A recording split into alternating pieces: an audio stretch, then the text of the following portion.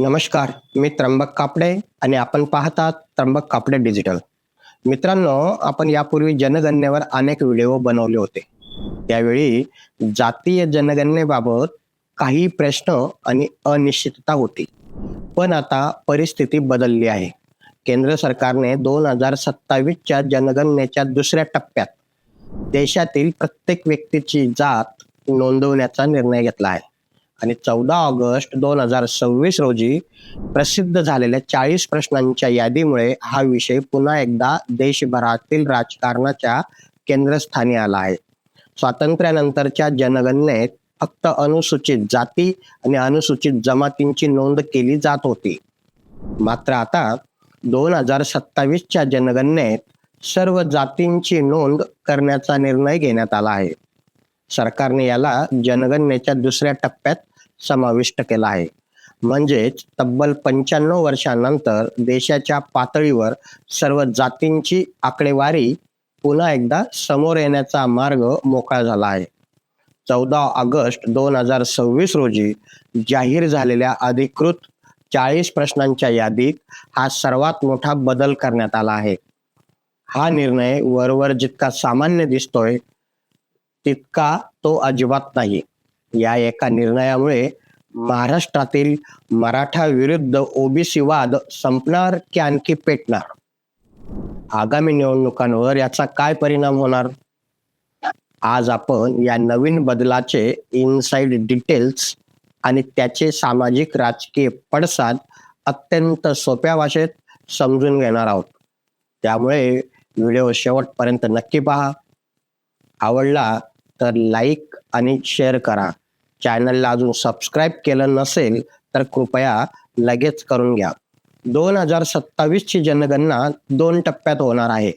पहिल्या टप्प्यात घरांची आणि घरातील सुविधांची माहिती घेतली गेली. महाराष्ट्रात पहिला टप्पा मे-जून 2026 मध्ये पार पडला. तर दुसऱ्या टप्प्यात प्रत्येक व्यक्तीचे लोकसंख्याशास्त्रीय, सामाजिक आणि आर्थिक माहिती जाणून घेण्यात येणार आहे. सर्वात आधी आपण हे समजून घेऊया की नवीन बदल काय असणार आहे. यापूर्वी सरकारने फक्त डिजिटल जनगणनेची घोषणा केली होती. पण आता सरकारने स्पष्ट केलं आहे की अनुसूचित जाती आणि अनुसूचित जमाती यांच्या सोबतच इतर मागासवर्गीय म्हणजे ओबीसी आणि देशातील सर्व जातींची स्वतंत्र नोंद केली जाणार आहे.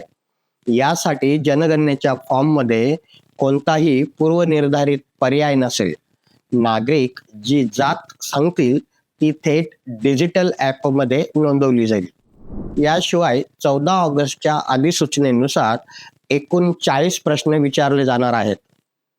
यामध्ये तुमचा मोबाईल नंबर, आधार कार्ड, बँक खाती, पासपोर्ट आणि अगदी कोविड-19 चे लसीकरण झालं आहे की नाही याची नोंद केली जाणार आहे. पण या सगळ्या 40 प्रश्नांमध्ये केंद्रबिंदू ठरतोय तो म्हणजे जातीचा कॉलम. या निर्णयाचे आता राजकीय आणि सामाजिक पडसाद उमटू लागले आहेत. गेल्या अनेक वर्षांपासून विरोधी पक्ष म्हणजे इंडिया आघाडीने देशभरात जातीय जनगणनेची मागणी केली होती. राहुल गांधींनी ज्याची जेवढी संख्या तेवढी त्याची भागीदारी हा नारा देखील दिला होता. आता केंद्र सरकारने हा निर्णय घेतल्यामुळे विरोधकांकडील सर्वात मोठा प्रचाराचा मुद्दा हिरावून घेतला गेला अशी चर्चा देखील आता राजकीय वर्तुळात सुरू झाली आहे. पण राजकारण इथंच थांबत नाही. देशात आणि विशेषतः आपल्या महाराष्ट्रात याचे सर्वात मोठे राजकीय पडसाद उमटू लागले आहेत.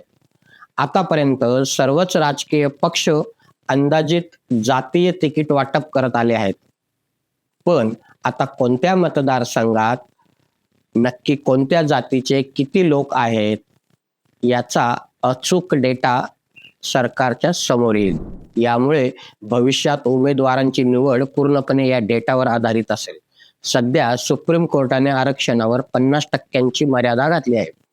जर या जनगणनेत ओबीसी आणि इतर मागास समाजाची लोकसंख्या अपेक्षेपेक्षा जास्त निघाली तर संसदेवर आरक्षणाचाही 50% मर्यादा हटवण्यासाठी प्रचंड राजकीय आणि कायदेशीर दबाव निर्माण केला जाऊ शकतो.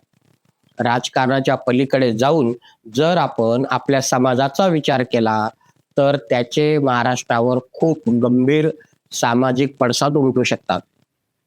सध्या महाराष्ट्रात मराठा आणि ओबीसी आरक्षणासारखा संवेदनशील मुद्द्यावरून ढवळून निघाला आहे. अशा वेळी हा निर्णय काय बदल घडवेल हे आता सांगणं खूप अवघड झालं आहे. पण याची एक चांगली सकारात्मक बाजू देखील आहे.